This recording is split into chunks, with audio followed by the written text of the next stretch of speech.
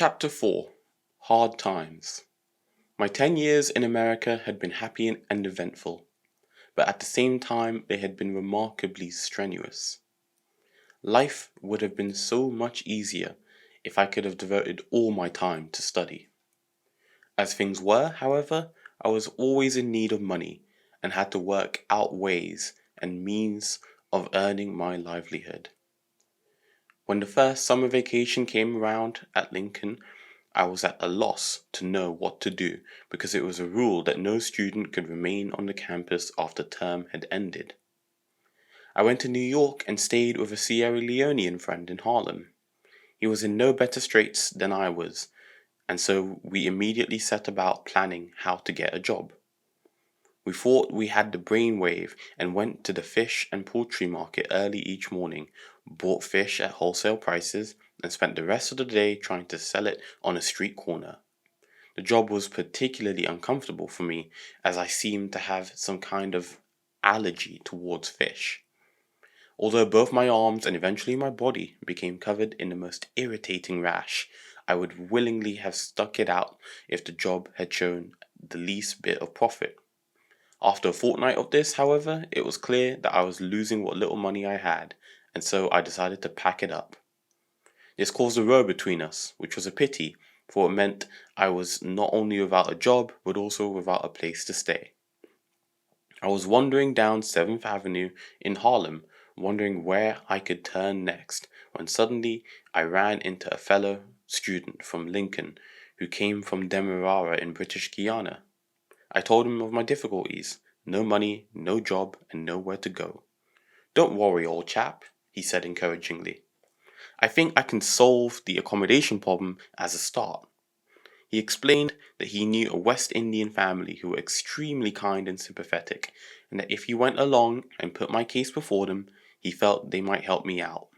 Sure enough, by the time I had told my story, tears were in the eyes of the womenfolk who offered me their small spare room, and added that I was not to worry about the payment until I managed to find a job.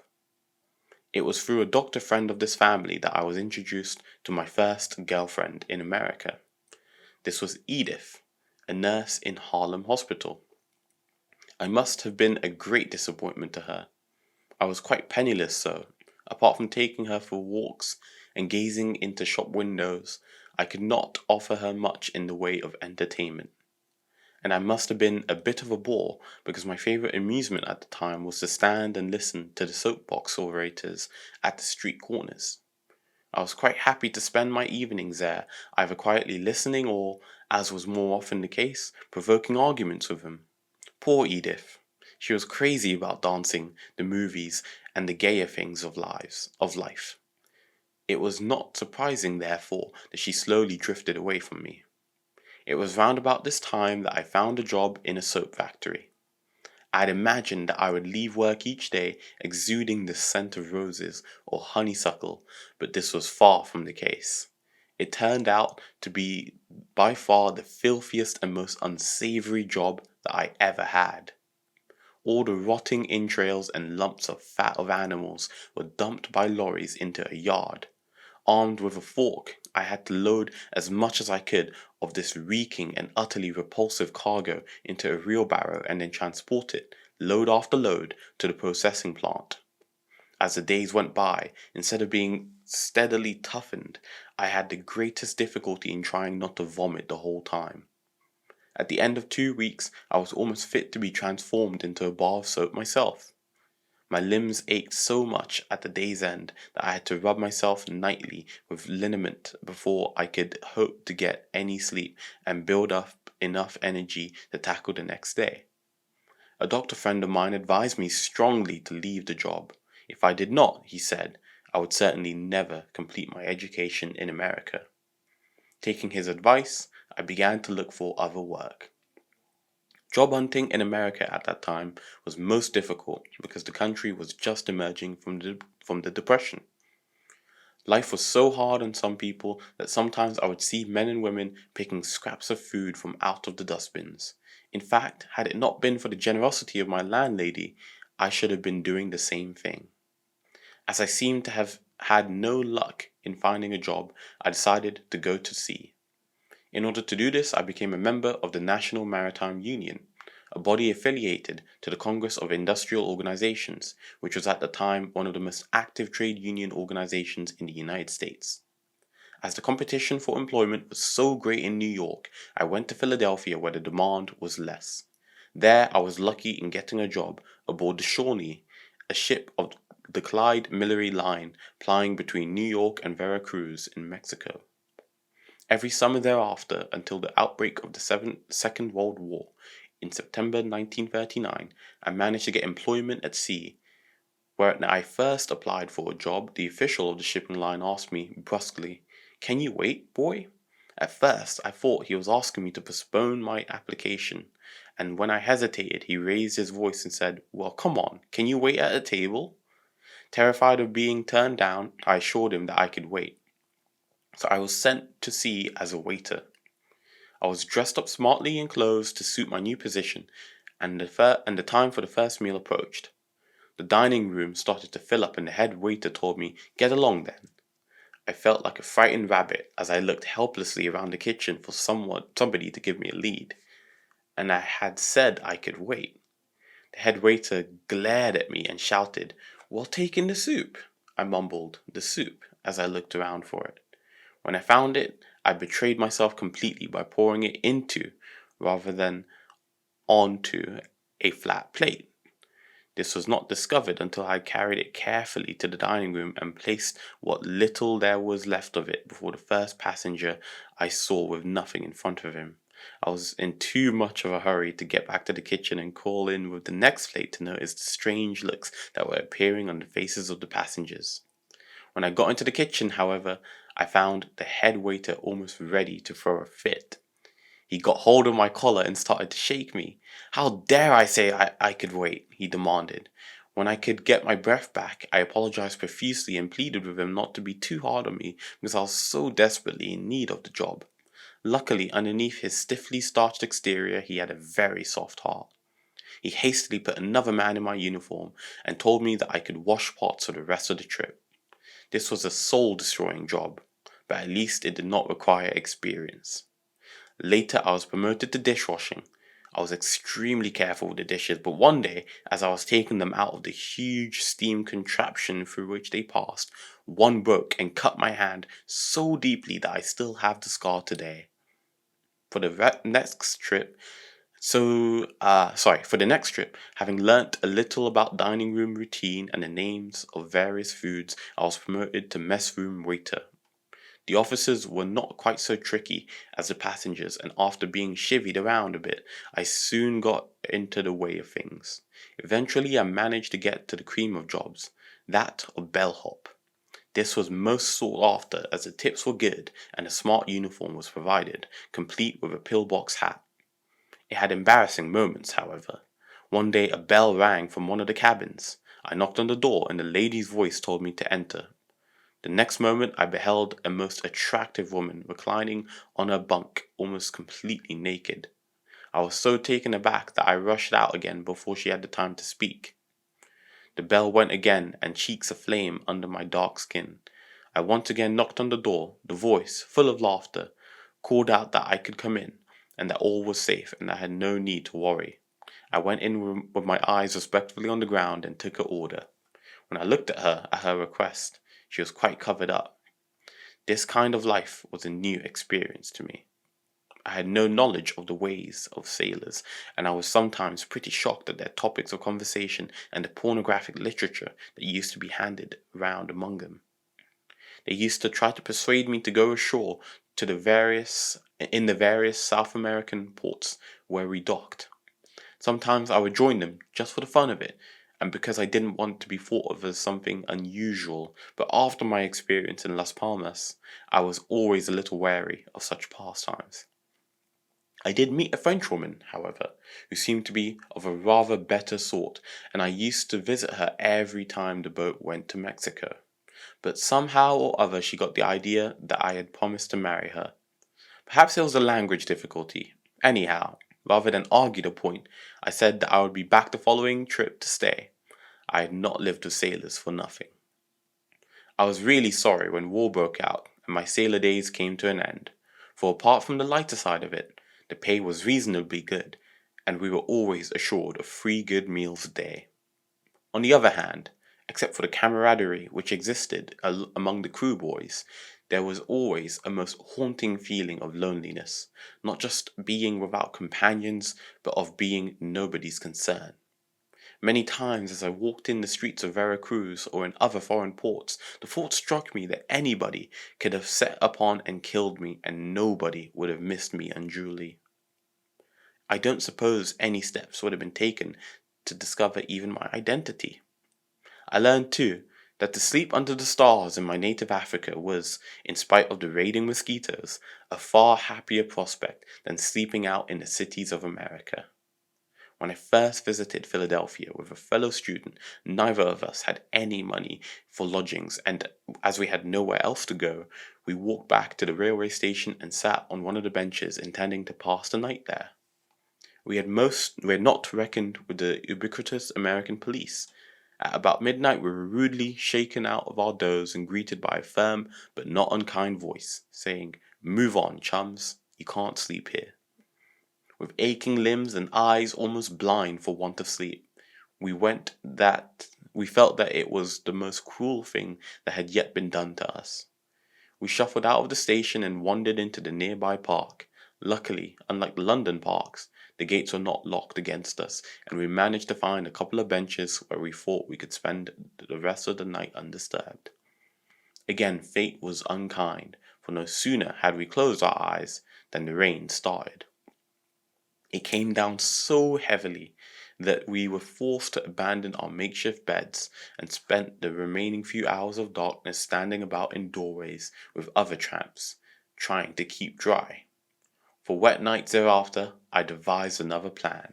The idea came to me in New York, one night after I had been ejected from my room and had nothing in my pockets except 25 cents.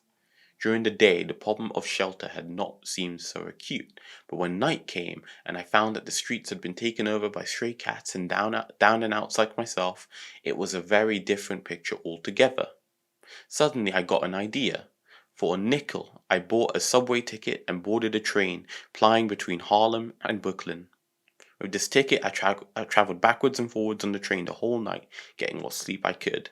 It was, of course, a very disturbed night, for every time the subway reached its destination, I got out and changed coaches, in case the guard became curious about me being in the same coach for so long. Poverty and need drive one to surprising ends. For want of something better to do, and because it provided me with an evening's free entertainment, I used to go around quite a lot to various Negro religious gatherings and revivalist meetings. The only one that I gave much attention to was a movement headed by Father Divine, and then only because of the privileges attached to membership. By being a follower of Father Divine, I discovered that it was possible to obtain a good chicken meal for $1/2 instead of the usual $2 or $3 charged at other restaurants, and also a haircut at a certain barber's shop for only 10 cents instead of $1. To an impoverished student, this was quite enough to attract him to any sort of movement, and as long as I could be fed and shorn at cut prices by merely raising my arm above my head and whispering peace, I fear I did not concern myself with the motives of Father Divine's group. One thought did cross my mind, though. It was a condition of membership that no one should be married because they were married to the church. If a couple were legally married before they entered Father Divine's mission, then the union was in name only. I wondered whether this was not a movement backed financially by some white Americans to exterminate the Negroes. For apart from the marriage ban, as far as I could see, nobody ever paid anything towards the movement, and yet it never lacked funds. Anyhow, I was truly grateful at the time for the benevolence of Father Divine. While I was studying theology at Lincoln Seminary, I spent much of my free time preaching in Negro churches. Almost every Sunday I was booked to preach at some church or other, and I really enjoyed doing it. I had made many friends, for the Negro churches played a part of community centers more than most places of worship. It was after I had been preaching at a Baptist church in Philadelphia that I was introduced to Portia and her sister Romana. They invited me back to their house for dinner, and from that time on, a strong friendship existed among the three of us. It was Portia, however, who became my special friend. She was extremely generous and many times provided me with pocket money when I was out of funds. It was she who taught me the meaning of a Dutch treat when we shared the expenses of an outing. I was really not worthy of such a devoted girl friend, for, as usual, I neglected her shamefully. I was always pleased to see her out, but I never wanted anything permanent to develop from our friendship. It often amazed me how Portia stuck by me for so long. Probably she believed that with patience even the most stubborn of men will give in the end. I remember one day thinking that she must be psychic. I had struck up a mild friendship with some girl or other, and the second time I saw her, I had to go on to Portia's house for dinner.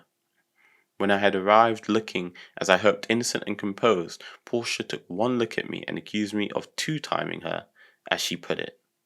I denied it, but she insisted, and she said that she would go as far as to say that very night I had embraced another girl. I felt it was impossible to hold out against anybody with second sight, and I confessed that some girl in fact kissed me, but there was nothing in it, which was quite true. Then she said smugly, "It might be a good idea if you wash the lipstick off your collar before you do anything else."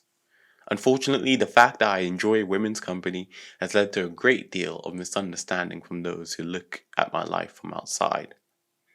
I never wanted to become too entangled with a woman because I know that I would never be able to devote enough attention to her, that sooner or later, whether she was married to me or not, she would begin to wander away from me. I was afraid, too, that if I allowed a woman to play too important a part in my life, I would gradually lose sight of my goal.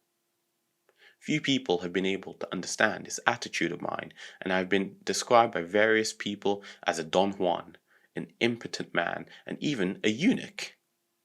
Those who know me, however, regard me as a very normal man with probably more than average self-discipline.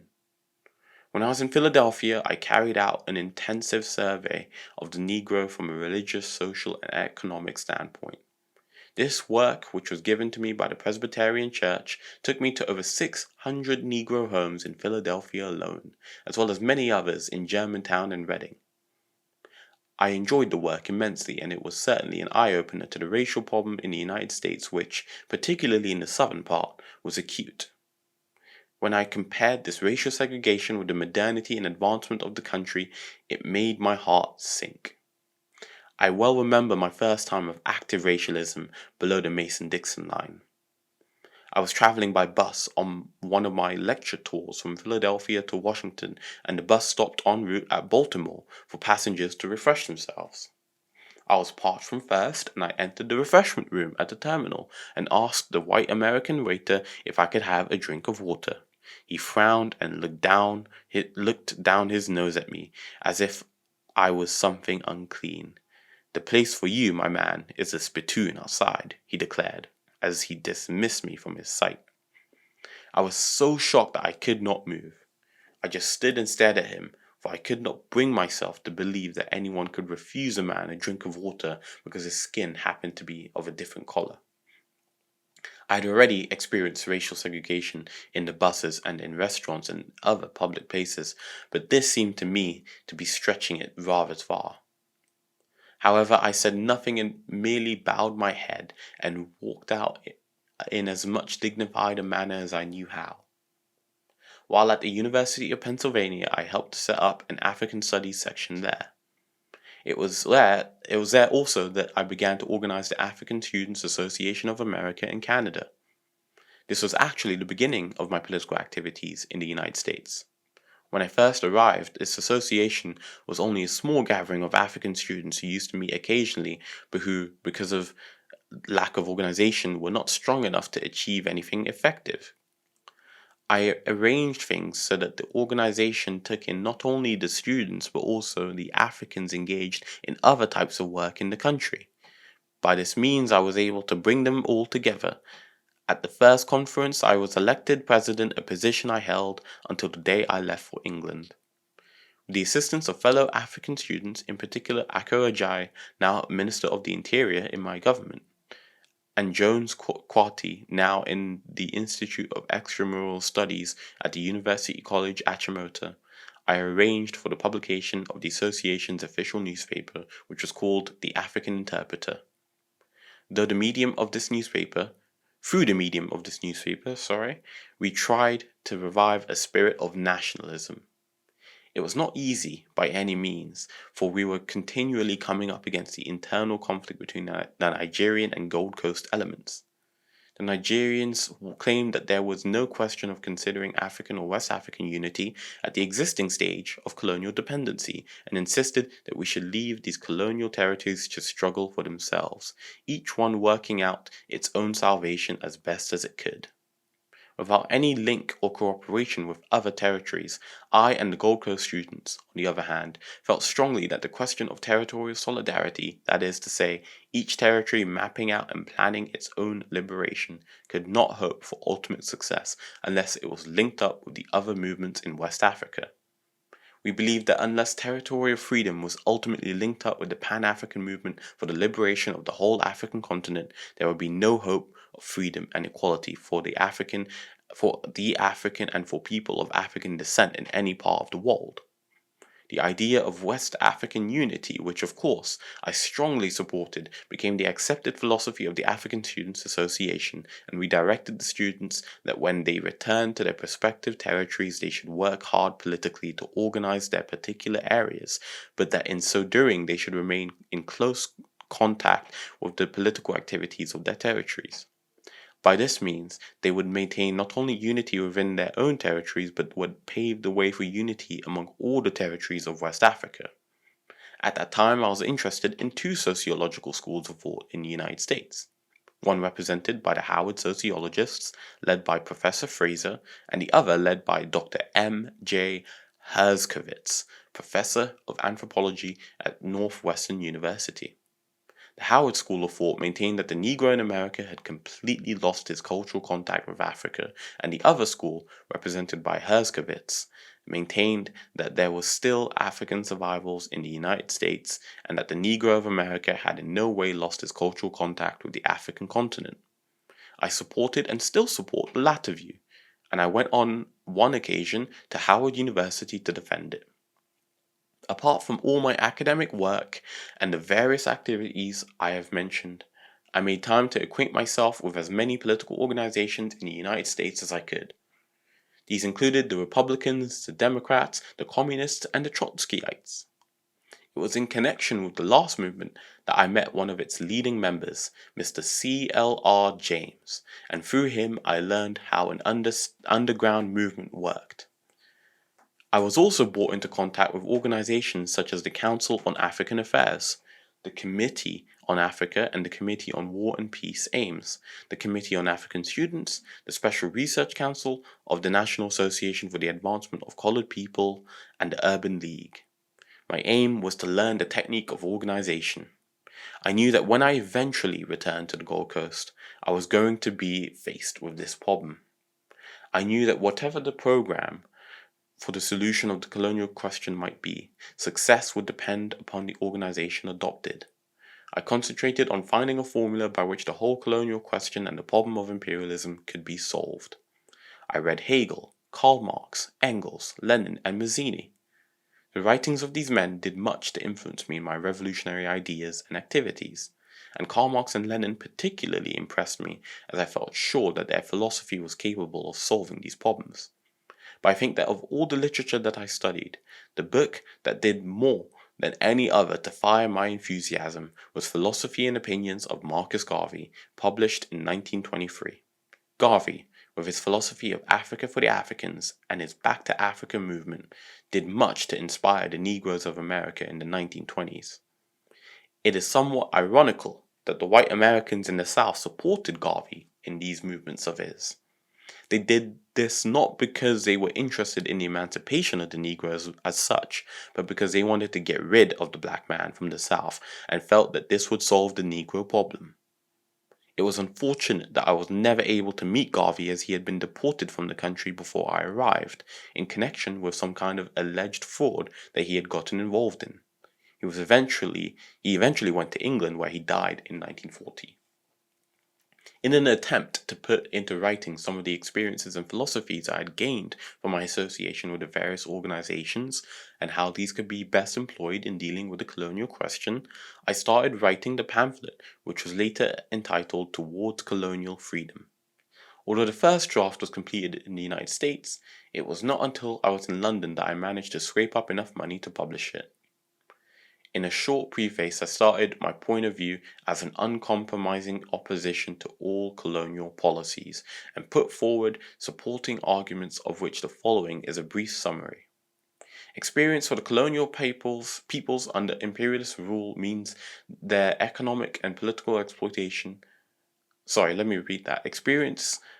Existence for the colonial peoples under imperialist rule means their economic and political exploitation. The imperialist powers need the raw materials and cheap native labor of the colonies for their own capitalist industries.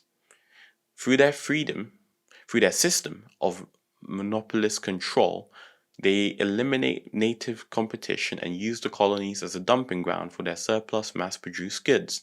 In attempting to legitimize their presence, they claim to be improving the welfare of the native population. Such claims are merely a camouflage for their real purpose of exploitation, to which they are driven by economic necessity. It is from this that the African peoples must constantly strive to free themselves. The policy of the colonizer is to keep the native in his primitive state and make him economically dependent. To ensure increased efficiency in the local handling of the colony's resources, the colonizer grants loans and invests capital in improving internal communications, social and welfare services, ostensibly to better the native. The big trade combines exert a rigid monopolist control which effectively prevents the native from sharing in the capitalist profits, but without native labor such profits would never be made. The history of the colonies shows throughout that they have been mere pawns in the hands of the imperialist powers, who have vied with each other in their own race to acquire untapped resources. This has reduced the native population to economic slavery and degradation from which it must free itself. Whether the dependent territory is administered as a colony, protectorate, or mandate, it is all part of an imperialist plan to perpetuate its economic exploitation. The colonies gain no advantages whatsoever from being dependent. Socially and technologically, their progress is hindered. They pay for a nominal protection against aggression by providing troops for the mother country in time of war, and their political freedom will never be automatically granted, but won by their own endeavors. Britain may claim that she holds the colonies under trusteeship until they are capable of self-government, but it is not in her interest to relinquish her stranglehold. The African, however, was perfectly capable of governing himself before the advent of the white man and should be allowed to do so again. The problem of land ownership in the colonies has arisen because the colonial powers have legally or illegally seized valuable mining and plantation rights. The British are more careful than other imperialists to legitimize this seizure, but even in their semi-legal methods do not disguise the fact that they have no right to rob the native of his birthright. The national liberation movement in the African colonies has arisen because of the continuous exploitation and economic and political exploitation by foreign oppressors. The aim of the movement is to win freedom and independence. This can only be done by and achieved by the political education and organization of the colonial masses. Hence, workers and professional classes alike must unite on a common front to further the economic progress and indigenous enterprise of the people, which is at present being stifled. Rereading the pamphlet today with the events of the Gold Coast from 1948 to 51 in mind, I am not surprised that my views remain the same. Consider this. The idea that Britain, France, or any other colonial power is holding colonies under trusteeship until, in their own opinion, the colonies become capable of self-government is erroneous and misconceived. Colonial powers cannot afford to expropriate themselves, and then to imagine that these colonial powers will hand freedom and independence to their colonies on a silver platter without compulsion is the height of folly. Few subject territories have so far been able to take up the challenge implied in these words, but it is worth noting that those who have built up a political organization against colonialism have quickly been successful.